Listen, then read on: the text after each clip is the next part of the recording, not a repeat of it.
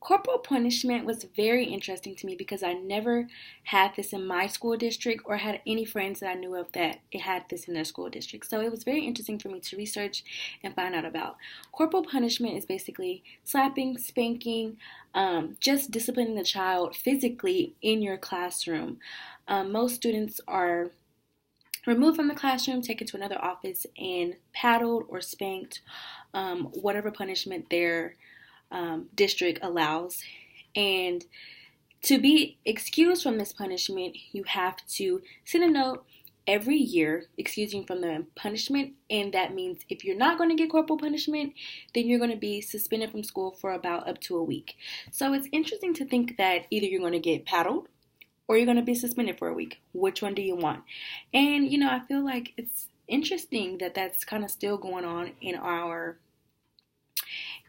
districts to this day, and that some districts are still using them. As a teacher and you being liable for it, you have to make sure that you're doing specifically what your district policy allows. So you can't go and, punch the kid in the face. That's not allowed unless it is in your school district's policy, which I doubt will be in anybody's school district policy.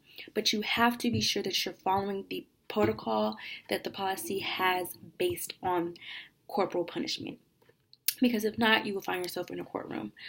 So if a child says, I'm not going to, receive corporal punishment, I have a letter for it, my mom said no, but you proceeded to do it anyway, then you would be liable for it because you have proof that he or she is not, supposed to be a part of that policy, but you decided to act on it anyway. So now you're liable before the injury or whatever may happen to him, and you can get yourself in really big trouble for that. So you just have to be very sure and very careful what you're doing, what your policy says about it, and if you're even going to interact it in your classroom. Because me personally, I don't think that I would have it in my classroom because I don't see myself putting my hands on children.